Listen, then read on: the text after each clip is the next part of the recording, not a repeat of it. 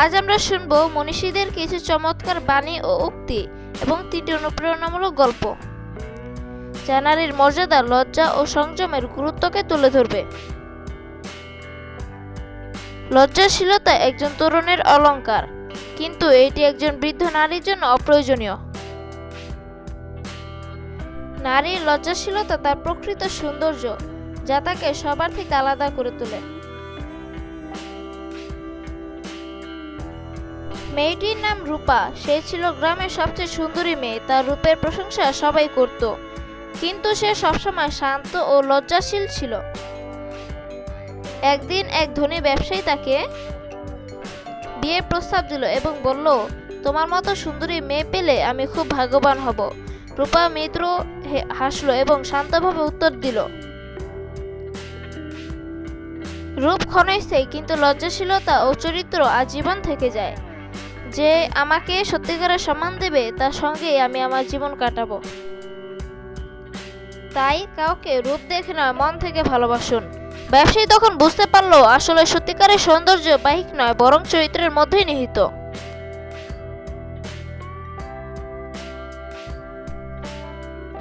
লজ্জা হলো একমাত্র অলংকার যা একজন নারীকে সত্যিকারের অর্থে মহিমান্বিত করে। লজ্জা হলো জ্ঞানের প্রথম ধাপ, যা নারীর চরিত্রকে মহিমান্বিত করে।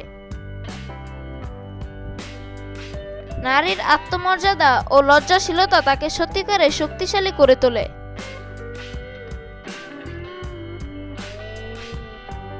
লজ্জাশীলতা হলো সেই গুণ যা নারীর চরিত্রকে সর্বোচ্চ সম্মান এনে দেয়।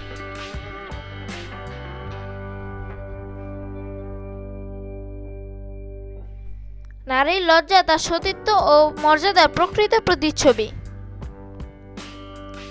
একদিন রাজপ্রাসাদে এক দরিদ্র মেয়ে কাজ করতে এলো। সে খুবই পরিশ্রমী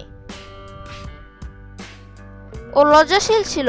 একদিন রাজা তাকে দেখে মুগ্ধ হলেন এবং বললেন, আমি যদি তোমাকে রাজ্যের রানী করি তাহলে কেমন হবে? মেয়েটি লজ্জায় মাথা নিচু করে। সে বলল, আমার জন্য সম্মান ও সতীত্ব সবচেয়ে মূল্যবান।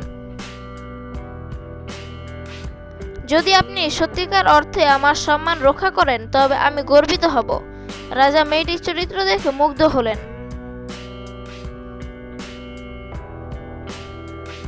এবং তাকে রাজপ্রাসাদের দায়িত্বশীল একজন করলেন।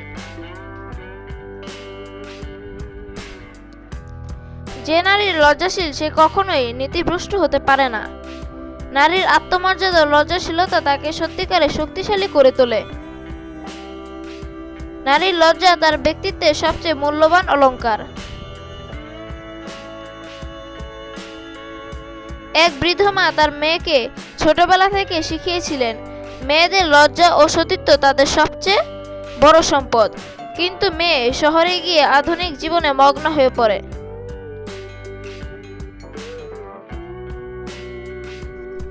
একদিন সে বড় ধরনের ভুল করে বিপদে পড়ে যায়।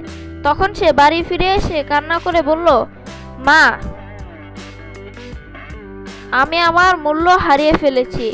মা মৃদু হেসে বললেন,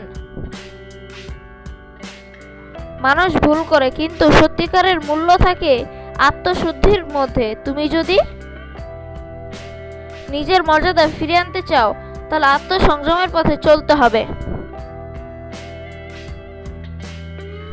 সেদিন থেকে মেয়ে নতুনভাবে জীবন শুরু করে, যেখানে আত্মমর্যাদা ও লজ্জা ছিল তার প্রধান গুণ।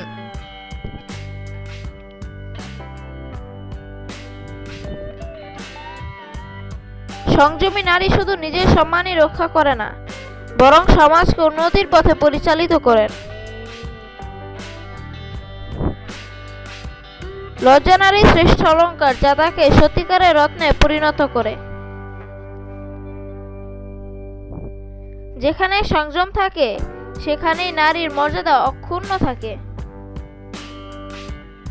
নারীর লজ্জা তার সৌন্দর্যের গহনা, আর সংযম তার চরিত্রের প্রতিচ্ছবি।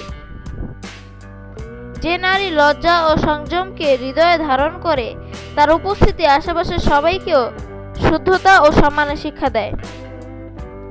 নারীর লজ্জা যেমন তার ব্যক্তিত্বকে উজ্জ্বল করে, তেমনি সংযম তাকে দৃঢ়তা ও গৌরব দেয়। নারীর লজ্জা ও সংযম তার চরিত্রের আলো, যা তাকে অন্যদের থেকে অনন্য করে তোলে।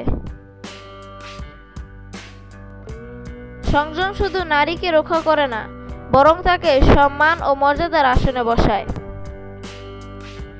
লজ্জাশীল নারী ফুলের মতো, যার সৌন্দর্য ও সৌরভ তাকে আরো মহিমান্বিত করে তোলে।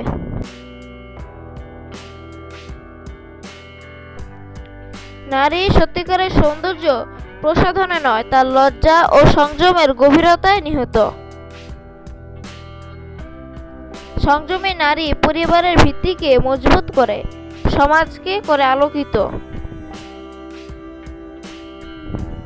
যেখানে নারীর লজ্জা ও সংযম থাকে, সেখানে পরিবার ও সমাজের উন্নতি নিশ্চিত হয়।